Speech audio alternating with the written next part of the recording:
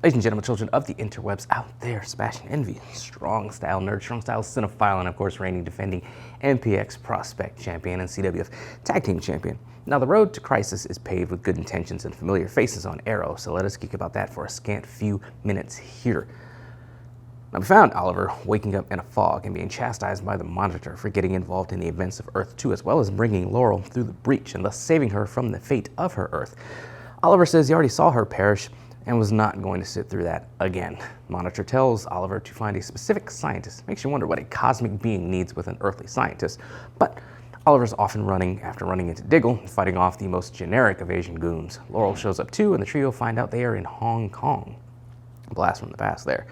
Now Laurel wants to go back home and is highly skeptical, emotionally so, of the news that her Earth is gone. She grabs the extrapolator, tries to use it, but finds it doesn't work. She decides to go on her own and get it fixed after telling Oliver he didn't care about the people on her Earth since they were just copies of his own people. Oliver and Diggle make it to an Argus safe house to get a lead on Dr. Wong. They again have to find generic goons on the way out, getting an assist from a returning Katana. Again, blast from the past. Of course, because it's Hong Kong. Now, while this is going on, we find Laurel trying to break into a spot that a tech-savvy contact of hers supposedly works. Lila shows up and offers to back her up. They meet David Chen, someone that Laurel knew from her Caden James days, and tasks him with fixing the breach extrapolator. We found out later, really didn't figure it out the first time around, the device is working fine. It's just that Earth 2 does not exist anymore. Laurel is left reeling from this news, and Lila gives her a heart-to-heart about honoring the dead by continuing the fight. Also, they talked about dealing with survivor's guilt, with Lila sharing a bit of her past. She says, while she was in Afghanistan, soldiers on her watch were killed. She prayed to every god possible to help her with her survivor's guilt. Laurel asks her if it helped, and Lila says, not exactly. This has folks speculating that it might have been there that Lila first encountered the Monitor, which if she has been working for him since before her first appearance on the show, that would be a masterful long game. Granted, I doubt that was the plan in the beginning when they first had her character, but they can make it the plan now and kind of sow those seeds and kind of make it tie in and be cool. Oliver and Tatsu chat for a bit, kind of catch up, and we learn that Katana has been schooled a bit on the Monitor and the upcoming Crisis. They then get a clue on Dr. Wong's location and have to fight off more goons and a returning China White. Again, blast from the past, and I love me some China White. Oliver eventually trails Wong by some equipment he had delivered, breaks into a facility, garrison, where he learns that Wong has been tasked with creating the Alpha Omega virus from way back in that terrible set of Hong Kong flashbacks. Oliver and Tatsu have a philosophical discussion on life and choices and being certain of one's actions. Oliver still intends to swap the virus for the doc. China White brings the doc to the meet, but with a bomb vest strapped to him that she will deactivate when she gets to safety. Prepped for the double cross, Tatsu and Diggle lend their skills to things. Diggle goes after the guy with the virus and gets an assist from Lila. Oliver, meanwhile, snags the good doctor, and Tatsu and China White have a rematch from their battle years prior. Tatsu is wounded by China White after she doesn't go for the kill shot, though.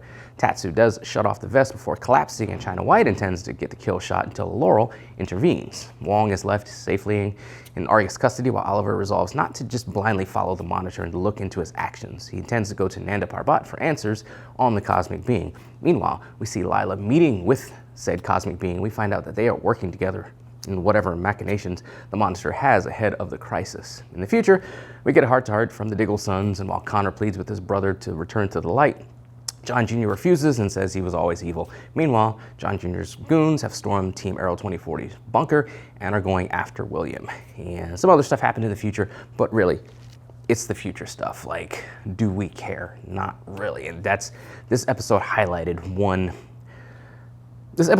an issue with the future storyline versus the stuff going on in the present and why we want to see more stuff going on in the present. Now, in the future storyline, the actor playing, who escapes me right now, the guy playing Connor did a great job. I like him. I think he's a good actor. I enjoyed him from the first time we saw Star City 2040 and Legends of Tomorrow, and enjoyed his part last season. And I just enjoy him all around. And he's good at it. He's just a good actor to me. I like his role, like his delivery, like his emotions, and just his skills as an actor, like him. So he was getting all emotional and stuff like that, pleading with his brother to return to the light and stuff like that. And while he was getting, like I said, getting all emotional, just getting the tear ducts working and all that good stuff, I can understand and I'm cognizant of his emotion that he's putting forth, and it was good. But like in that moment, I didn't feel anything in here. Like it was just, I didn't care that he was getting all emotional and trying to plead with his brother. Why? Because we just met him in earnest last season. We're just getting him with his brother this season. This is like the second episode with his brother in it. So this emotional attachment and stuff that they're going for, it's not earned. So nobody cares about it. Now that going back to Hong Kong, even though those set of flashbacks were just, oh God, so terrible. A lot of the bulk of the storyline with the story of Tatsu and Masao and their son and his death and all the events in Hong Kong and that impact on Oliver and the present and stuff like that. When Tatsu and Oliver have their heart-to-heart and their philosophical debate, some of the points that she raises are, you can feel it, and it's just earned. The feels you get from the stuff going on in Hong Kong in the present because of what happened in the past is earned. The stuff going on in the future that they want you to care about, clearly by how they're writing it, how they're putting it forth in the episode, is not earned, so thus you do not care. At least me, that's how I just don't care. I'm not attached to these characters because I know we're going to have them for a handful more episodes, and that'll be that. But of course, I know that the spin-off Green Arrow and the Canaries, which will involve Mia, Laurel, and Dinah, is filming right now. Speculation runs rampant as to where and when it's going to take place, if it takes place in the future, if it takes place in the present, if the crisis is going to bring Mia to the present. I think it is, just because it's easier to do it, so they don't have to do the future makeup, if nothing else, that they do for Laurel and Dinah and anybody else, and how terrible that stuff is. So we'll get more, and we don't even know which characters will carry over. If William's going to carry over, Connor's going to carry over, Sophie's going to, not Sophie, Renee's daughter is going to carry over to this spin-off series. We don't know. So we don't know what our time is with these characters yet. We're supposed to buy into the emotion and stuff like that they're putting forth for this brother, family trying to pull them back from the darkness storyline. I don't care. I want to see more of what's going on in the present. That's what interests me, because we get, a handful more episodes with these characters in these roles. That's what I want to focus on, but that's just me, I guess. All in all, it was an okay episode. I see what you're doing, CW, with John Diggle and his Spartan outfit with the green trim. We get his light, his gun with a green, scope, laser beam scope. We get green instead of red, backlit, helmet and visor and stuff. I see what you're doing. This is just give me Green Lantern. If you do not, it will be the biggest tease in the history of ever, that we've gone this long with these many Easter eggs and you don't give us Green Lantern. I'm not asking for, I saw somebody on Reddit asking for a good 5 to 6 minutes or whatever. No, not even that. Give me 30 seconds, because you have to keep conscious of the budget, stuff like that. Give me a good 30 seconds of John Diggle doing some cool Green Lantern stuff, forming a CG construct of something, zipping, flying around, doing something. If it's an alternate Earth one, that's fine. Just give me some Green Lantern stuff. Just 30 seconds. That's all I ask, and I'll be straight. Again, going back to Harbinger, of course, when she first came onto the show, her Lila's call sign was Harbinger, and a lot of people said, "Oh, Harbinger's from the Crisis," and then we find out that the actress is playing Harbinger in the Crisis. I was kind of wondering if it was going to be an alternate Earth version, but apparently it's going to be an Earth 1 version of Lila that is Harbinger.